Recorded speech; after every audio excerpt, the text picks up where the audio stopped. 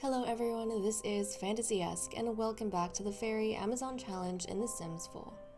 We are following the reign of Queen Supriya Reed Daisy, who has recently celebrated her adult birthday.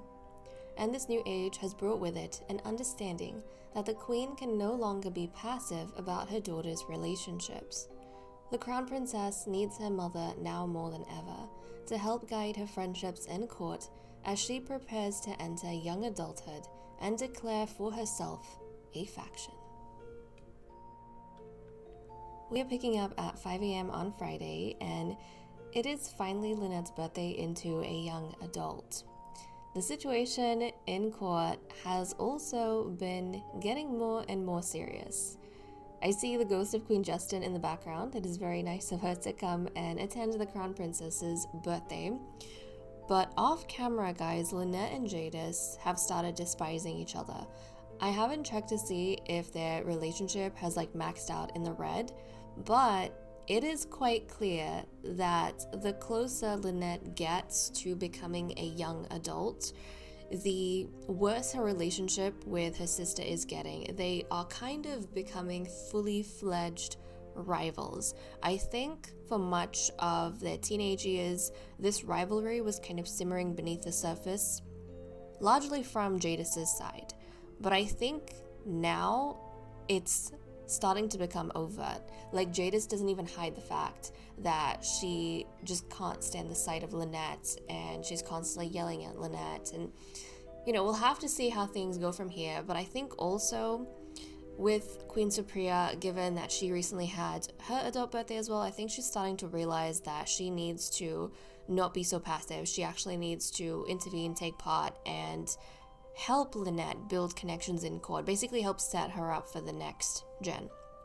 So, okay, Lynet, let's not waste any more time. Look, Titania's getting impatient. Let's just blow out the candles, make a wish, and have you... Oh, Bren was in your face. No. Okay, she's gonna blow out the candles, and we're gonna have her become a young adult. I hope, guys, her teenage years have made a kind of good impression on her and that she has a good development from here on. I really hope that her teenage years, because it's been rough, hasn't broken her down. She worked really hard to overcome a lot of the shortcomings she had as a child, but I don't know what the result of that is going to be. And let's take a look. Okay, guys, the randomizations have been complete. Princess Lynet has the Elixir Enthusiast aspiration, and she has the mean trait. I'm not going to talk about this right now. I'm going to talk about this when we go ahead and do her makeover. But that's Princess Lynet, guys. This is the new era of Princess Lynet, and my mind is kind of brimming with all sorts of thoughts, and I can't wait to see what this all means for her, but also what she looks like as a young adult. So let's take a final look at Lynet as a teenager, and when we come back, she is going to have had her makeover. Crown Princess Lynet has aged up into a young adult, so we're taking a look at her in Cass. Lynet aspires to be an elixir enthusiast, and has developed the mean trait. I think this shows she'll find herself getting invested in fairy health and preserving fairy bloodlines, and this duty feeds the iron will within her to rise above her shortcomings. We know she's been spending a lot of time with Sarkorax, who is mean, and she's been having a lot of clashes with Jadis. I think all of this has rubbed off on her, and Lynet has realized that she has got to get comfortable putting her foot down and saying unpleasant things to put her rivals in their place. She doesn't want to be the overlooked heiress anymore, in any capacity.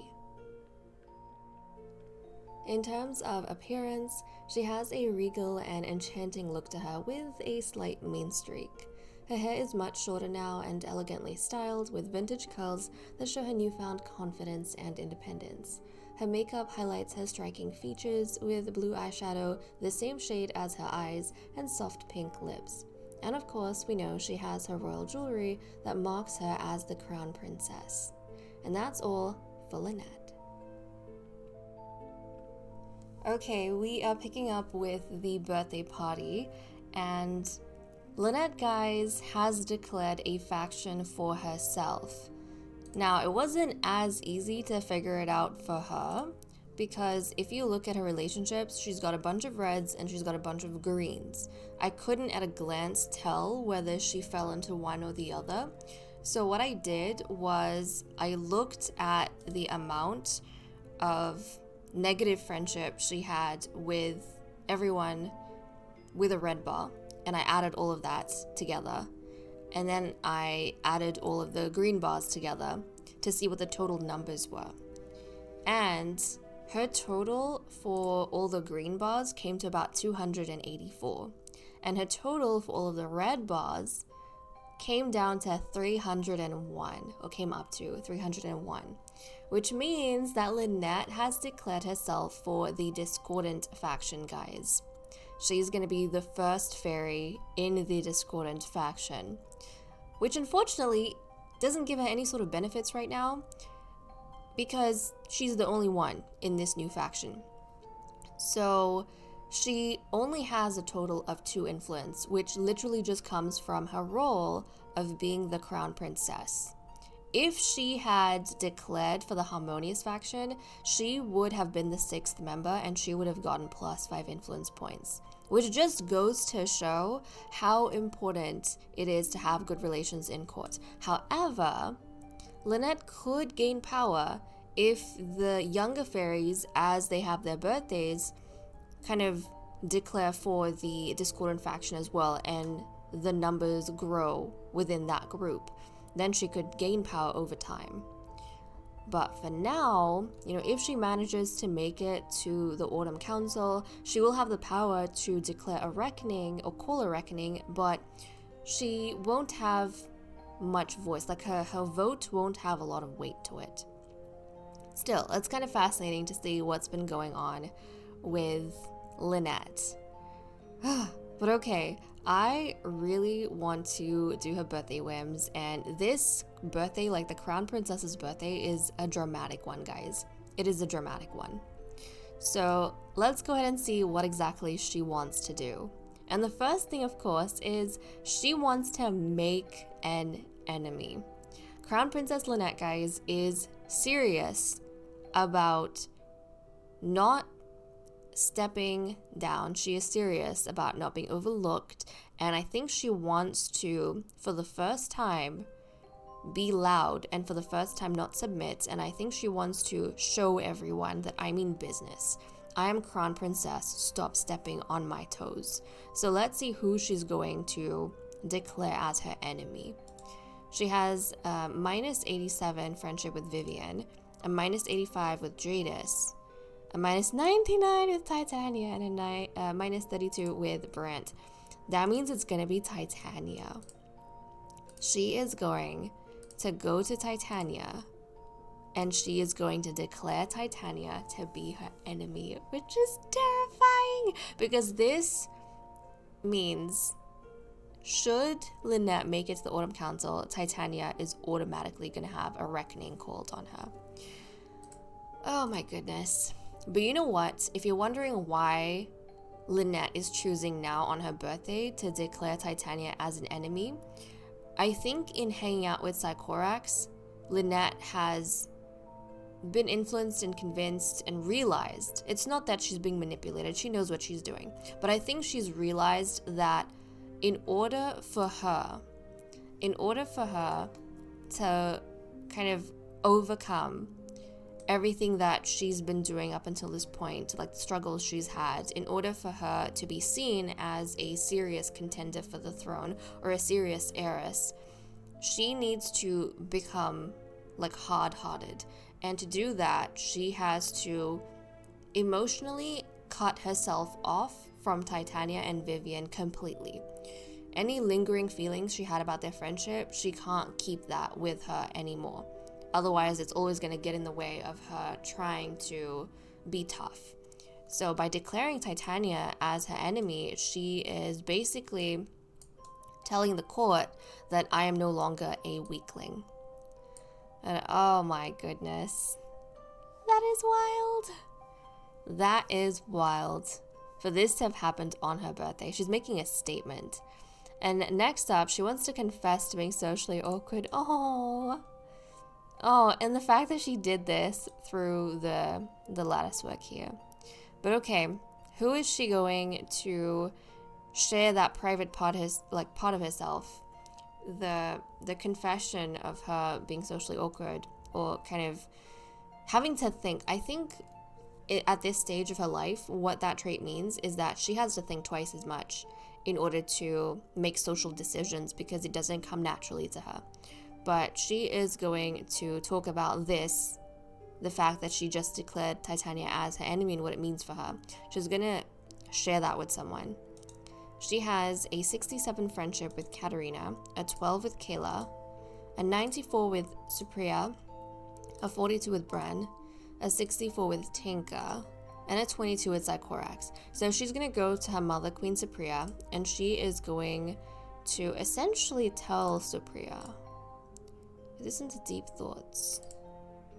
Where was this under? I found this the other time, and then I can't remember anymore where this exactly was under. I feel like I discovered this. I guess social advice. I feel like I found where this was in actuality, but I don't know. Would it be under complaints, maybe? Complaints, perhaps? I don't think so. I thought it would be under deep thoughts, but it's not. Oh well. She's gonna go to her mother, and she's gonna tell her mother that this is the decision she's made.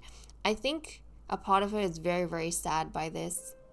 Very, very sad that she had to make this tough choice, but also she knows that now that she's older and now that Jadis is getting older, this fight for the throne is getting more and more serious. It's not supposed to be a fight, but it's kind of become a fight between her and her half-sister. And she has to make these really, really tough decisions. So, Supriya, where'd you go? Did you tell your mother? Did you tell her? I think she did. Supriya, why are you running away from us? No, hold on, come back. Come back, we're trying to tell you important things. I think she told her mother. Because I don't see the option anymore. I think she did. So she briefly told her mother, or maybe she wanted to. But because Uther, her betrothed, was here, and Jadis, I think she felt it wasn't the right place to express that to Supriya. But they probably had an exchange of looks, and I think Supriya has started understanding Lynet a little bit more, and she was able to tell, based on what everyone probably saw with Titania and Vivian and Lynet. I'm sure they noticed there was something heated going on there. I think she would be able to tell what was on Lynette's mind. Ay. Okay, well, this birthday I don't think was as enjoyable for Lynette. I honestly feel like this birthday, she came into it with a certain mindset that she was gonna make a point to everyone. She was gonna make a point of being a tough crown princess, and she had these things on her checklist that she needed to get done, even though it kind of killed her a little bit on the inside. But she's moving on. She's moving on because she has to become different than what she used to be. She realizes that now. I thought the drama in this birthday party was over, but apparently not, because Vivian and Titania are having another fight. They, yes, don't get along. We know this, but after, again? 2 back-to-back fights. After the princess declared Titania as her enemy, it seemed as though they were both kind of shocked by that, by the way she was acting, like her declaration. They were shocked by that, but they were standing next to each other and almost laughing it off, because it was so unbelievable that the princess kind of did that. And next thing I know, these two are getting into 2 back-to-back fights and are now sword fighting. Oh my goodness. So the drama is continuing, but I was going to say I want to work on some whims to see what some of the other fairies in the party are thinking. So Lady Bren wants to tell a joke. Okay, who is she going to tell a joke to? Let's take a look. She has 100 friendship with Jadis, 100 with Supriya, a 15 with Brent, an 80 with Sycorax, a 42 with Lynet, 67 with Tinka, 100 with Kayla, 100 with Titania, 100 with Katarina, and 97 with Vivian. So out of everyone, it is going to be, of course, Katarina.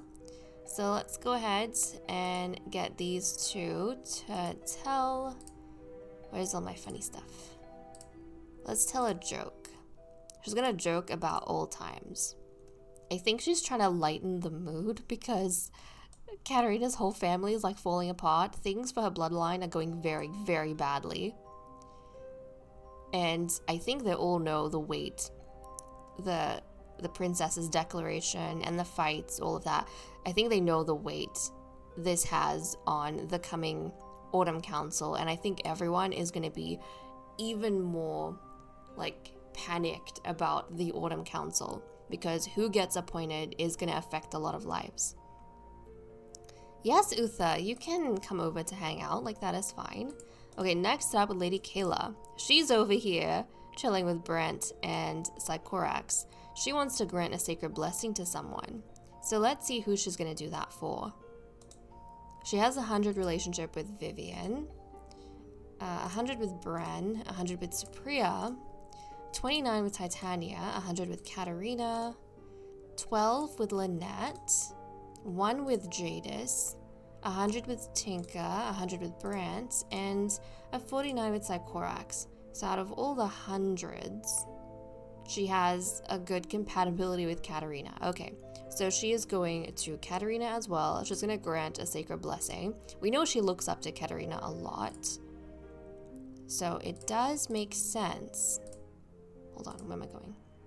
Is it unfriendly, I guess? It does make sense that Kayla is seeing how everything is falling apart for Katarina. Wait, what? Prince Utha Crocus Fade thinks Lady Kayla Bonaport is swell and wants to become best friends. Why would Kayla say no to that? I mean, if she's going to be in the next generation's court and Utha is eventually going to become married to the queen, why wouldn't he's going to be the queen's consort? Like, why wouldn't she want to have like a good friendship with him? Of course. Of course. Oh my goodness, Kayla, look at you. But yeah, I think because she really idolizes Katarina, she would want to grant Katarina sacred blessing and like protect her family. She's probably appealing to her own bloodline, her own nature spirit to bless Katarina's family so that they're safe from anything untoward that might happen to them. Okay, Sycorax. Sycorax wants to play a card game. So let's see who she's wanting to kind of get to know a little bit more about.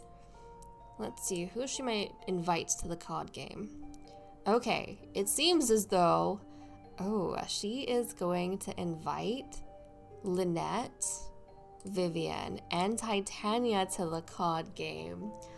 Oh, Sycorax, what is your intention in this? What is your intention? Because we know, I mean, Sycorax, I think she makes Lynet confront a lot of harsh truths, and because of that, their friendship bounces like back and forth. But she's someone who kind of sticks by Lynet. She refuses to kind of go away, and even if their relationship gets worse, it gets better too. But I wonder if Sycorax is feeling very proud of the fact that Lynet is now enemies with Titania, and she wants to kind of use this as a chance to assess dynamics between all of them, but also she wants to give Lynet like another chance to reassert that. She wants to give her another arena, basically. So let's see if anyone comes even to the cards table that Sycorax is inviting them to. Okay, they are. Okay. Well, everyone came to the cards table, but I don't think Lynet is in the mood to sit at the same table as Titania and Vivian. I don't think she wants to even sit next to Vivian. So she's like, she came here because Sycorax called her, but then she excused herself and she left because she saw the other two. Which is interesting, but I think even for Sycorax, she could use this as a way to make a point to Titania and Vivian that now I have the princess's ear, not you two. Like, your time has well and truly come and gone. Wow. Look at her making moves. Okay, next up we have Tinka. Tinka wants to chat with Lady Brittany. So let's actually summon Lady Brittany over here. We haven't really seen much of Brittany in a long while, but with all this chaos going on in the main court, I think that Tinka probably wants, a bit of a change of pace. Is Brittany here somewhere? Yes, she is. Yeah, I think Tinka wants a little bit of change of pace. Let's see. Discuss healthy relationships. Maybe she feels as though talking about the chaos of everything that's been happening is going to be, like, it's going to be too much to say to someone who's in the main court because they're so heavily involved. Like, a lot of the fairies in the main court are too heavily involved with what's happening with the drama. But since Lady Brittany stays in the female faculty, she's kind of unconnected to all of this drama, so Tinka feels as though it's probably safer to talk to her about the relationships in court right now. And finally with Jadis. Look at Jadis coming to check up on what's going on here. She wants to rile someone up. So if Lynet is not letting up, neither is Jadis. Let's see who she's going to rile up now. Okay, well, I don't even think we have to go through the green relationships if we have stuff in the red. She has -100 friendship with Lynet, and she has a -12 with Sycorax. So 100% she's gonna go to her sister, and she is going to rile up her sister. It's just like I said in the beginning. They have reached a point, the Reed Daisy princesses have reached a point where Jadis and Lynet, they don't even shy away from like verbal battle anymore. And Jadis, she doesn't even hide the fact that she can't stand Lynet. I wonder, but I'm glad in this case that Lynet found it in herself to kind of get a mean streak, because I don't know how she would have been able to stand up to the barrage of, insults and arguments that Jadis throws her way. I think, in a way, Sycorax has toughened her, and that's a good thing. Okay, now it is time for Queen Supriya to use her fairy magic and influence the relationships, to try and fix relationships in the court. So as queen, she is going to do her duty, starting off with herself, of course. Now, for Queen Supriya, she rolled out of all the fairies in the main court, a 10. So she is going to be influencing her relationship with Bren. And from here, she rolled a 2. So she's going to increase romantic relationship with Bren. Okay. That is... Hold on a second. What's the relationship now? She has never been romantically involved with Bren. In fact, I think Bren, in the very beginning when Supriya became queen, tried to make a move on her, but Supriya rejected her. And then since then, she hasn't really gotten romantically involved with anyone, but she flirted a little bit with Brant, and then she flirted a little bit with Kayla, but that's kind of it. Nothing ever came of it. And now that Bran has moved on from Katarina, like they've both put an end to their relationship, I wonder if Cypria is maybe starting to take an interest in Bren a little bit, and she's kind of using her fairy magic to help them along. That's kind of interesting. It's kind of interesting. I wonder how this is gonna pan out. But now she has a 25 romance with Bren. Ooh, that was kind of unexpected. But you know what? Out of everyone she could have picked, I do think that Bren right now is probably the cleanest choice she could make, because Bren doesn't have any like lingering attachments. She doesn't have any children that are involved in court trauma that are going to skew her perspective. She's kind of on her own. So that's intriguing. Okay, so next up, we rolled a 9 for who the queen is going to help, I suppose. And that was Kayla. And in case you're wondering how I'm doing the numbers, basically at the time that I do all these rolls, I just open up the household panel for the queen, and there's 10 Sims in here, and then that's how I distribute the numbers. And right now you might be saying that, well, Vivian is the 9, but at the time I was doing it, I wrote the names down as well. This does change and shift, so every single time pretty much is going to be random. But yeah, Kayla, she is going to in some way help Kayla. So let's go ahead and let's... Oh wait, hold on. She needs more fairy force. And like I said, she's queen, she can do this. Do not sway her emotions, oh my goodness. What am I doing? Influence her relationship. And then from here, I rolled a 2, which was Tinka. So the queen is going to influence Kayla's relationship with Tinka. And I got a 1, which means she's going to increase the friendly relationship between the two of them. And I'm curious right now, what is the relationship between Kayla and Tinka? Oh, look at that. They have 100 friendship, so they get along very well. And I think the queen likes seeing that because it gives us some sense of stability in this very chaotic time in the court, and she wants to reinforce their friendship. Okay, I like that. That makes sense to me. That she wants to reinforce the friendship between Kayla and Tinka, and so she's going to her and she's gonna help with her relationship. Okay, oh my goodness, let's take a look at her. Oh, that was very speedy. That was very, very speedy. So that wouldn't have made any sort of difference between Kayla and Tinka because they already had a really good friendship.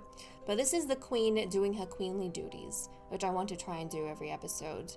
But the little bit of surprise we had was with Bren, her having that now romantic attachment with Bren. I kind of like it. I was wondering how long Bren will kind of stay, single, in a manner of speaking, after her relationship with Katarina ended. But, well, now she has something new to look forward to, and so does the queen. And with that said and done, I am going to leave off here. Thank you so much for watching. I hope you all enjoyed, and I will see you all next time. Bye-bye.